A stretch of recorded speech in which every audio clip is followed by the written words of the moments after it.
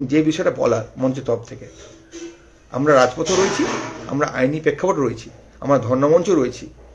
আমাদের যে নীতি, আমাদের যে আদর্শ, যোগ্যপথে স্কুলে যাবে, চলতি মাসেই যাবে, জানুয়ারি মাসেই যাবে, সে বিষয়ে আমরা বদ্ধপরিকর। যা যা করার তা করব। সরকার হাতে পায়ে যদি সেটাও আমরা করব। রাজপথে যেমন লড়াই আওয়াজ তোলার জন্য রয়েছি, কারণ সরকারের সঙ্গে আলোচনা তো রয়েছি, তা আমরা করছি। মঞ্চের যে জায়গা হলো যে যারা যোগ্য অর্থে স্বপ্নকে চুরি করা যাবে না। 10টি বছর চুরি করেছ, আর নয়কো চুরি। যোগ্য প্রার্থীদের মেধা যোগ্যতা মেলে কোনো টেবিলের তলায় সাদা খাতা নয়। পরিষ্কার বলছি, আমরা মঞ্চ তরফ থেকে ধারাবাহিকভাবে কথা বলার চেষ্টা করেছি।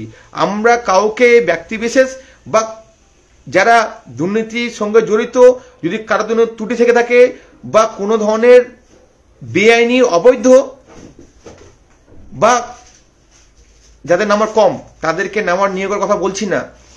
যে সত্যিকারে কাট অফ ক্লিয়ার করে যোগ্যতা রয়েছে, মেধা রয়েছে, আমরা তারই কথা বলছি। আমরা কখনই বলছি না তুমি অমুক 10,000 জনকে নিয়োগ করো, অমুক 5,000 জনকে নিয়োগ করো। নিয়োগটা শুরু করো। সেই জায়গায় কারা থাকবে? যোগ্য প্রার্থীরা থাকবে।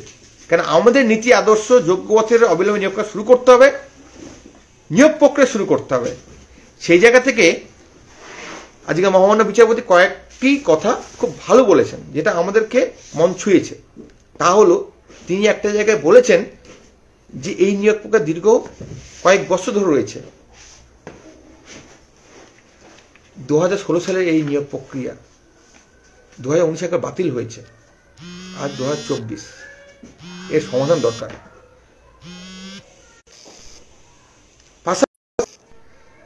এই নিয়োগ প্রক্রিয়ার সমাধান দরকার।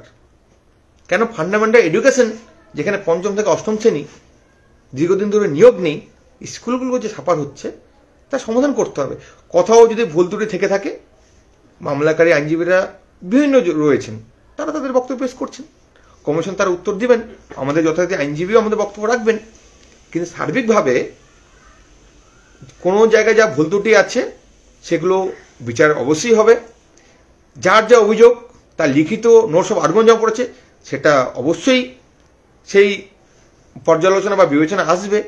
আমরা আশা করব সেই নিরিখেই রায় হবে, রায়টা যোগ্য প্রার্থীদের হবে, কখনোই সাদা খাতা নয়, কখনোই যারা ইন্টারভিউ তালিকায় ছিল, যারা বাদ পড়েছে তাদের জন্য নয়। যারা ইন্টারভিউ তালিকা পেয়েছিল, সঠিকভাবে মেধা তালিকা রয়েছে, তাদের পক্ষে। যারা ইন্টারভিউ তালিকা ছিল কাট অফ 80, তার স্কোর 70-72, সে ডাক পেয়ে গেছে, সে তো বাদ যাবেই।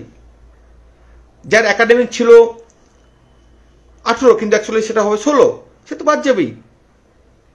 আমরা বলতে চাই যোগ্যতা মেধার কথা। কে ডাক পেল সেটা বড় কথা নয়। যোগ্যতা মেধা নিয়ে, মেধা তালিকা নিয়ে কাউন্সিলিং যাদের হয়েছে, কাউন্সিলিং পর্ব তো অনেক সংশোধন হয়েছে। আমরা সেই জায়গাটাই বলতে চাইছি যে যোগ্য প্রার্থীদের কথাই বলছি। আমরা কারো হয়ে পক্ষে নয়, আমরা যোগ্য প্রার্থীর পক্ষে। সেই জায়গায় তারা যখন বারবার করে একই কথা ঘুরিয়ে ফিরে বলছিলেন, সেই রিজার্ভেশন, তিনি কিন্তু একটা কথা বলেছেন, একই বক্তব্য বারবার হচ্ছে। তো বিচারক সেটা খণ্ডন করেছেন, সেটা আইনের বিষয়, বিচারাধীন বিষয়। আমরা খুব একটা বলার অবকাশ রাখি না, কিন্তু বলতে তো হবেই। কতদিন আর চক্রান্ত চলবে? এই চক্রান্ত বিলম্বিত করার যে প্রচেষ্টা, সেই বিনাশ হবেই। সেই বিনাশের জন্যই আমরা রাজপথে, আমরা আইনি লড়াইয়ে।